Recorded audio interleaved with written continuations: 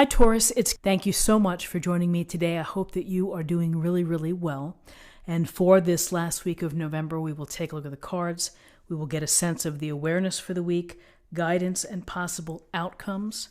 I will also choose a couple of oracle cards for additional information. So let's just go ahead and get started with your reading.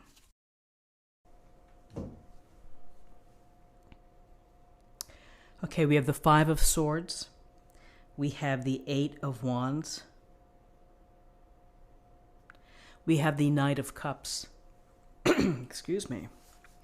So with the Five of Swords, we see the guy in the front holding the swords, looking over his shoulder, just about smirking, taking glory in his win, and the other two folks walking away.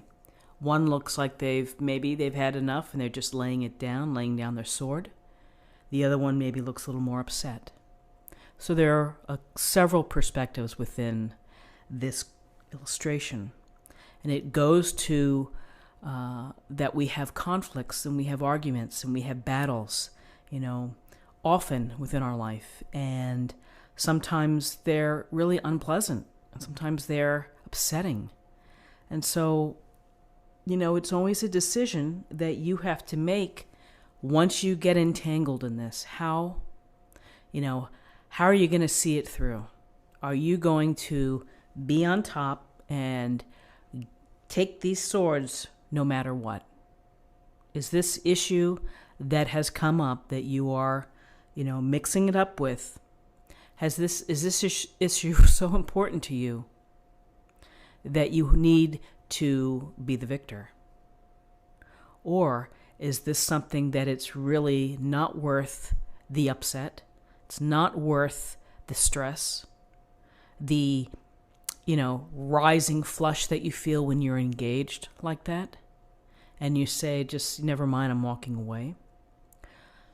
Some people realize that this, sometimes our heated discussions, our philosophical disagreements, our petty annoyances with each other can, lead to friendship splits or timeouts or decisions to stay away. So, relationships are important, and there's no escaping that we get conflict and we have arguments. It's just a matter of how you're going to position yourself in it. How are you going to live through it? Are you going to come out on top? Maybe it's something that's really, really important to you, and you feel that you really have to make your point. So an interesting card, particularly with the gray skies and the rough waters behind, and it certainly is indicative of, there's never just smooth sailing while every day is amazing. We do have these rough patches, and we have these rough patches with the relationships or the office relationships or our marriages. So with this sense of conflict here we have the Eight of Wands. And the Eight of Wands indicates fast-moving events or decisions, rushing. There's a rush here. And, just the first thought that comes to mind is that in the U.S., Wednesday is often a day of travel for the holiday. And here, the wands are traveling. The wands are moving it out. For many of you, you may be communicating. You may be communicating with loved ones about travel plans. So there's the communication here, text, phone calls, emails, whatever it may be. So think about your communication. Think about how you're speaking this week, and particularly in light of this conflict or the potential for conflict. Wands represent passion. It may represent news coming in. It may be an opportunity that you have to respond to quickly and make a swift decision. There's also a thinking here, though, this is fast moving, is to sometimes we have to make swift decisions, but there's a difference between making an informed swift decision versus a rushed decision. So just keep that in mind as well. Travel, communication, perhaps news coming in, and with the wands, it's a lot of activity. It's a lot of things going on, a lot of projects in the air for you. You may feel very busy and very obligated, and a lot of things to do this week that you have to check off your list. And then we have our loving Knight of Cups who come into the reading. And this Knight of Cups is very, very interested in the nature of the relationship, which is how we act within a relationship. And I feel that he's here to help remind you and us that how we treat people with tenderness, with kindness, with caring, with love is very important, and not to lose sight of that. And so here, this is a romantic, dreamy energy. For some of you, maybe you're on travel, maybe you meet somebody. If you're single and looking, if your eyes are open, if you're ready to receive, maybe you have that attraction. Certainly the Knight of Cups could represent that.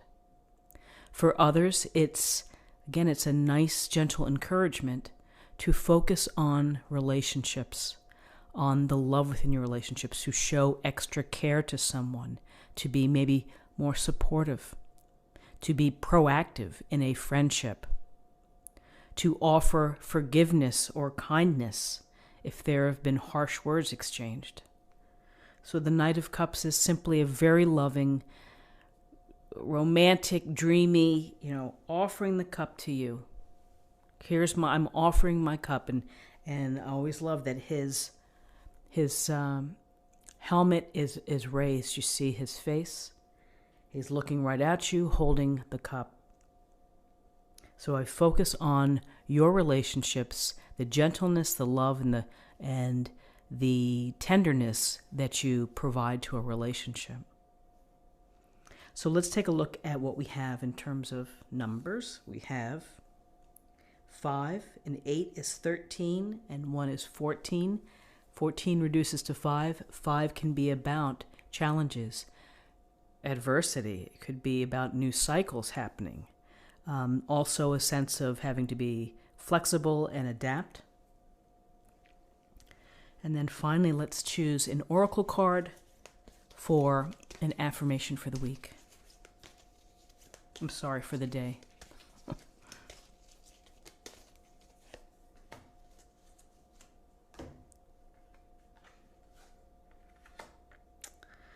Don't relinquish your power.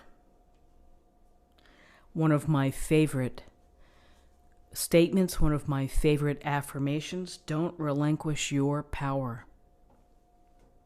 Which is, power can be shown and demonstrated with good decisions, with walking away when necessary. So, it's a nice idea to think about, which is your own personal power and the gifts and the talents that you have. Don't surrender them. Don't let people shade you or do whatever it is. You have to have the strong belief within of your own personal power, your gifts, your beauty, your love. So my friends, I hope that you have a wonderful day. I wish you the best. I thank you for your time. Subscribe, like this video, share this video, comment below, and I'll see you tomorrow. Take care. Bye-bye.